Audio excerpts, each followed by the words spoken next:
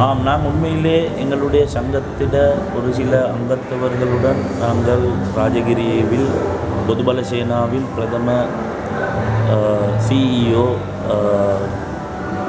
திலந்த விதானகி அவர்களை நாங்கள் சந்தித்து அவர் கேட்டார், நான் உங்களை ஹிரு டிவியில் கண்டுள்ளேன், நீங்கள் ஹஜ் கோட்டா சம்பந்தமாக ஹிரு டிவி நியூஸில் ஒரு அறிக்கை விட்டீங்க, இது சம்பந்தமாக என்ன உங்களுக்கு நடந்தது என்று அவர் வினவினார். அப்பொழுது நானும் என்னுடைய மற்ற முகவர்களும் நாங்கள் அவர்கள்ட்ட நடந்த கதையை கூறினோம். ஏனென்றால் உண்மையிலே பெரும் கவலைக்குரிய விஷயமாவது, உண்மையிலே நாங்கள் அவர்களுடைய சந்தித்து எங்களுடைய சமுதாயத்தை காட்டி கொடுக்கவோ அதெல்லாமல் இஸ்லாத்துக்காக வேண்டி துரோகம் செய்யவோ நாங்கள் அவரிடத்துக்கு போகவில்லை.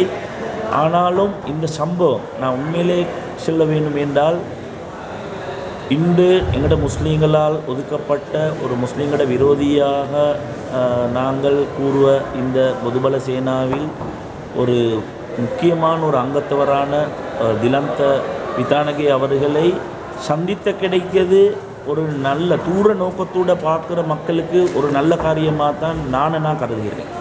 காரணம் என்று கேட்டால், நாங்கள் உண்மையிலே அந்த இடத்தில் கௌரவ ஃபௌதி ஹாஜியார் அவர்கள் எங்களுடைய ஹஜ் முகவர்கள், என்னுடைய சங்கத்தில் 70 முகவர்கள் இருக்கிறார்கள். இதில் ஒரு 10 பேரை கொண்ட ஒரு குழு தான் நாங்கள் உயர் நீதிமன்றத்தில் வழக்கு தாக்கல் செய்தோம்.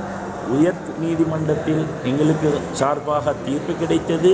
கோட்டாக்களை சமமாக பிரித்து கொடுக்கும்படி இந்த கோட்டாவை முஸ்லிம் சமய கலாச்சார திணைக்களத்தில் பகிர்ந்து கொண்டிருக்கும் பொழுது, நீதிமன்றத்தில் உத்தரப்படி பகிர்ந்து கொண்டு இருக்கும் பொழுது, ஒரு அரசாங்கத்தின் பிரபல அமைச்சர் ஒருவர் ஒரு தொலைபேசி மூலம் இந்த பகிர்வை நிற்பாட்டி, அதே போல் புத்த சாசன அமைச்சின் செயலாளர் அவர்களுக்கும் அதே அமைச்சர் தொலைபேசி மூலம் தொடர்பு கொண்டு இது சம்பந்தமாக தலையிடாமல் இருக்கும்படி சொல்லி, அதே போல் உயர் நீதிமன்றத்தினால் வழங்கின அந்த தீர்ப்பை அட்டர்னி ஜெனரல் என்று சொல்வார்கள், அவருடன் தொடர்பு கொண்டு இந்த தீர்ப்பை உடனடியாக மாற்ற வைத்து இந்த ஃபௌதி ஹாஜியாருடைய தீர்ப்பை கொடுக்கும்படி அந்த அவருடைய லிஸ்ட்டுக்கு, அவருடைய பட்டியலுக்கு, அவருடைய ஏற்றுக்கொள்ளாத லிஸ்ட்டுக்கு இந்த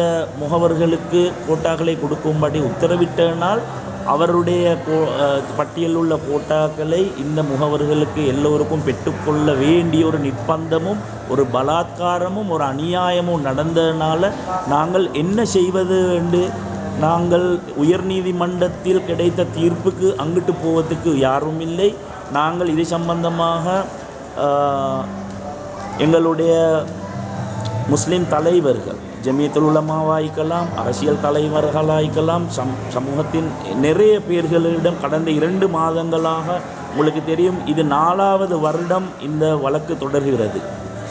இந்த ஃபௌதி ஹாஜியாருடைய இந்த அநியாயம் 4 ஆண்டுகளாக அவருக்கு தேவைப்பட்ட முகவர்களுக்கு கோட்டாக்களை கொடுக்கிற கூடையாக அள்ளி வழங்குறதுனால ஏற்பட்ட பிரச்சனையினால தான் எங்களுக்கு 4 ஆண்டுகளாக தொடர்ச்சியாக பல மில்லியன் ரூபாய் செலவழித்து இந்த வழக்கை தொடர வேண்டியுள்ளது. ஆனாலும் இது ஒரு முடிவுக்கு குறைந்து கடைசி நேரத்தில் நியாயமாக பிரித்து கொடுத்த இந்த உயர் நீதிமன்ற கோட்டாவை உயர் நீதிமன்றம், உங்களுக்கு தெரியும், இந்த நாள்கள் அது ஒரு விடுமுறையாக இருக்கிறது.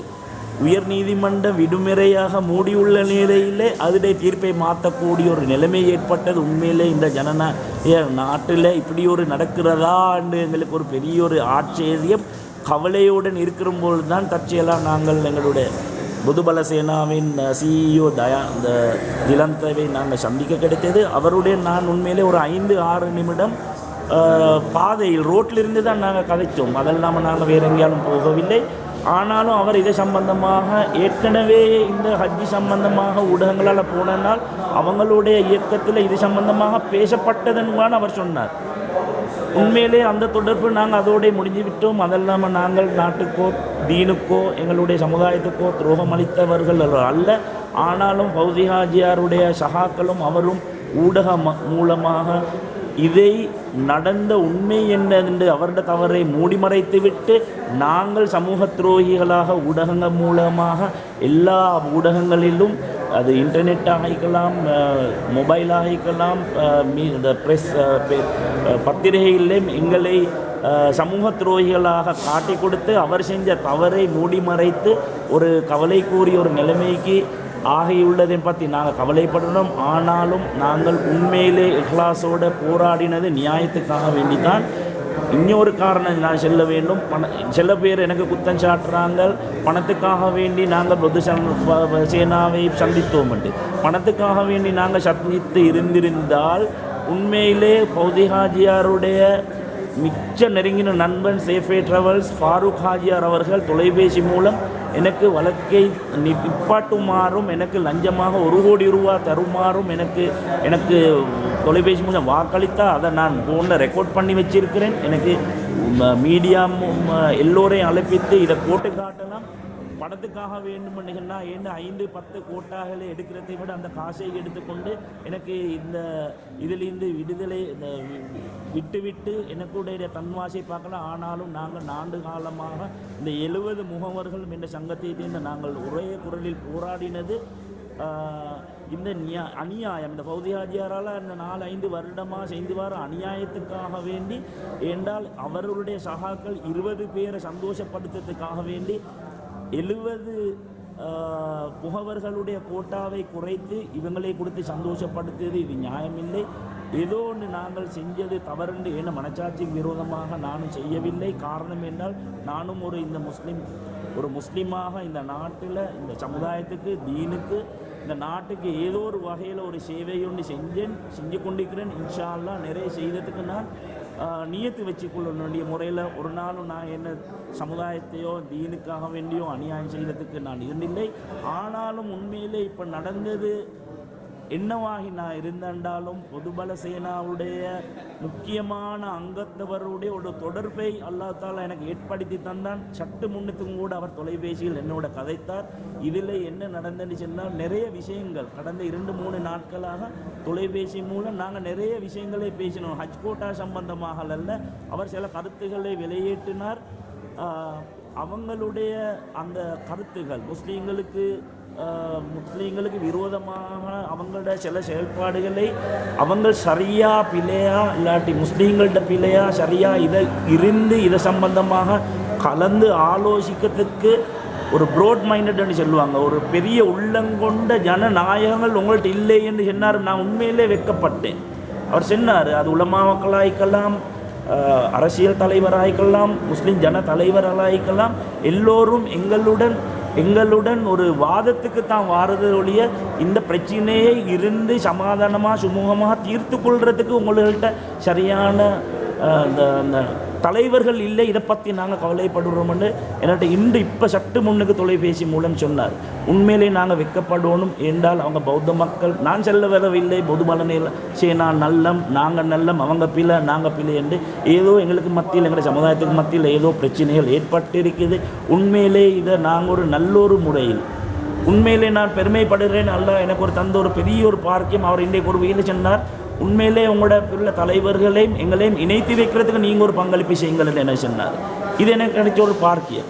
இன்னொன்று நான் சொன்னேன், எங்களுடைய தலைவர்கள்மார்களை தனியை சந்திக்கிறதுக்கு இல்லை, நாங்கள் ஒரு இதை சம்பந்தமாக என்னையும் கூப்பிட்டார். நீங்கள் வாங்கள் தொலைபேசியில் எங்களோட இருந்து பேசுவோம்னு அன்றைக்கு சொன்னார். வல்லாகி சொன்னார், தொலைபேசியில் எங்களோட இருந்து நீங்கள் பேசுங்கள்.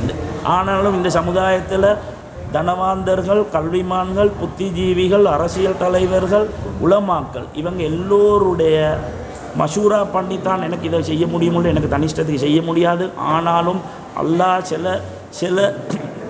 சில காரணங்களை வைத்து நான் நிறைய உலமாக்களோடு நான் இதை பற்றி சம்பந்தமாக நான் கதைச்சேன், என்னுடைய நண்பர்களோட கதைச்சேன். என்னுடைய முக்கியமான 2-3 நண்பர்கள் சொன்னார், இந்த தொடர்பை நீ தூண்டிக்காத, இதை கண்டினியூ பண்ணு முகமது, இது எங்களுக்கு தேவைப்படும், எங்களுடைய சமுதாயத்துக்கு இது ஒரு புரோஷனமாக அமையும் என்றால் ஒரு நட்பொண்டு உண்டாகிட்டு. ஏதோ ஒரு காரணத்துக்கு நாங்கள் கதைச்சோம், என்னத்தையோ சென்னோம், எங்கேயோ இதண்டோம், ஒரு நட்பொன்று உண்டாக்கி இதை வச்சு இன்ஷா அல்லாஹ் எங்களோட முஸ்லீம் சமூகத்துக்கு ஒரு புரோஷனமான ஒரு நிலைமையை உண்டாகிறதுக்கு இந்த தொடர்பு ஏதோ ஒரு தொடர்பு ஒன்று உண்டாகிட்டு இந்த தொடர்பு இன்ஷா அல்லாஹ் அல்லாஹ் அதை வைத்து அருள் புரிவான், அதை வைத்து எங்களோட சமுதாயத்துக்கு ஒரு நல்ல ஒரு எதிர்காலத்தை தருவான் என்று நம்பிக்கை உண்டு எனக்கு இருக்கு. அல்ஹம்துலில்லாஹ்.